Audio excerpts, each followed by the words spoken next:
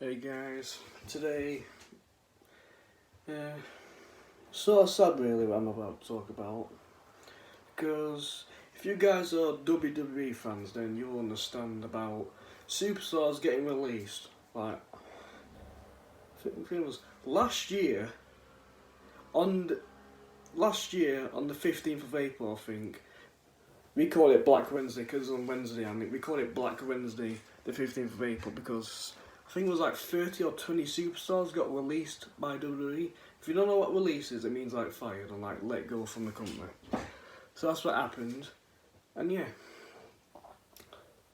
that was last year. But this year, things like 9 superstars got released. Maybe a bit more than that. Which I think is pretty sad. So I'm going to go through the list. I'm going to go through the list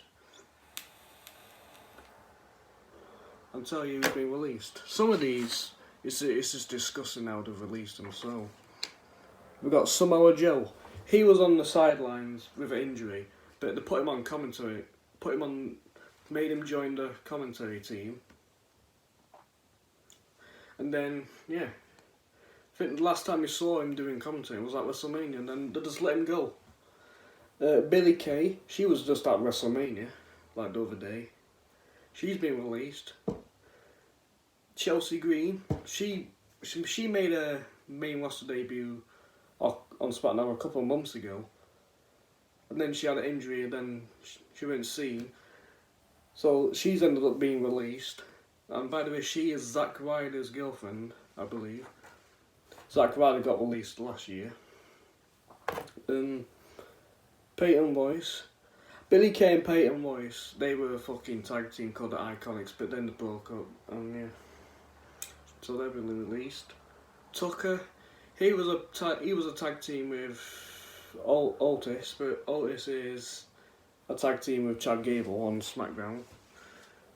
But as soon as Tucker turned on thingy, he's just been doing nothing. He's just been like sat in catering, just being a jobber doing nothing. And here's a superstar which has really pissed me off about getting released. Kalisto. How can you release my boy Kalisto? Seriously. Part of the former Lucha Dragons. Like, they could have used him on SmackDown. With the new look, with the new gear he was wearing, he would have probably been an Intercontinental Champion. Like, seriously. That's pissed me off. Then we've got Bo Dallas, which is Bray Wyatt's brother, the Fiend. Like, I think Bo Dallas could have been a part of the Firefly Funhouse, part of the Fiend faction, but no. Bo Dallas hasn't even been seen since 2019. He's just been sat in catering doing nothing. Then someone else, Wesley Blake, he got released. His tag team partner, because it was a 3-man group called the Forgotten Sons. They came to the main roster like last year. Even I think it was like after WrestleMania last year. They didn't have any matches, and yeah, then they ended up being seen again, but part of Baron Corbin's got Knights of the Lone Wolf, but then Wesley Blake's tag team partner called, well, it was a 3-man group, so there were Jackson Reichner, the main guy, he's on Monday Night Raw with Elias, he's actually being used. And Steve Cutler was Wesley Blake's tag team partner, he got released like a couple months ago, like 2 months or a month ago. And now Wesley Blake. I thought Wesley Blake they could have came up with a storyline where Wesley Blake gets back into a tag team with Buddy Murphy, because Buddy Murphy is on SmackDown. That would have been good, but no, WWE, they don't fucking think, they're just dickheads. And then last is Mojo Rawley. I like Mojo, I think he's good, but he hasn't been seen for like a while. And he's the only superstar which replies to my comments on his post on Instagram.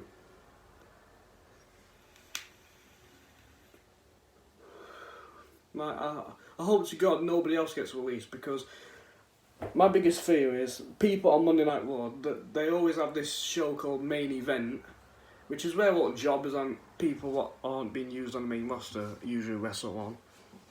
And there's like so many good people on there which don't get used, like Humberto Carrillo, Angel Garza, Titus O'Neil, Ricochet. He's a huge superstar. They've put him on Main Event, not fucking using him, son of a bitch. Who else?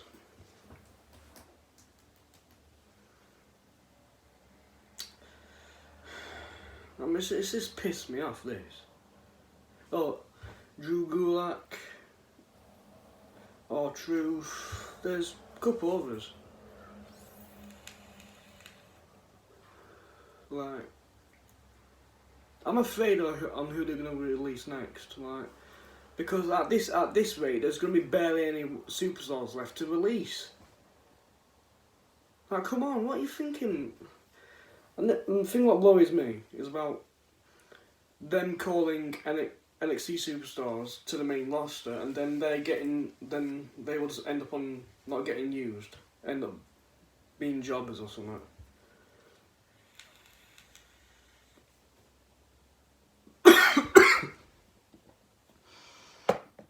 Like, it's really pissed me off. I only found out about it last night. Like, last year when 30 or 20 got released, Drake Maverick was one of them, but he ended up getting his job back because he was still part of this Cruiserweight Championship tournament. He was already in that, but the tournament didn't happen until a couple of weeks later. A couple of weeks later, a couple of weeks after he was released, he was in it. So yeah, it's funny how he got released, but he was still able to compete, and then he got an NXT contract. So I'm glad he stuck around. Like, I wish all these superstars the best and that. And I wish that they will get treated well in another wrestling company. Like, honestly think Samoa Joe and Kalisto, them two superstars, will end up in AEW. Like, I hope Kalisto ends up in AEW, because he could join the faction of Ray Phoenix, Pentagon Jr., and that new superstar from CMLL or AAA called fucking Laredo Kid. Like, this has pissed me off. It came to a shock. It's just sad. And I understand that it's because of this pandemic bullshit. It's due to budget cuts. Like, they can't pay them. So I'm pissed. And I'm gonna be pissed for like a couple of days. I was even pissed on my birthday last year because when a load of them. And I'm afraid that there's going to be more. I bet you tomorrow there's going to be another list of people getting released. It's just pathetic. Anyway guys, I hope you enjoyed this video. It's not an enjoyable video, but I just had to get this out there.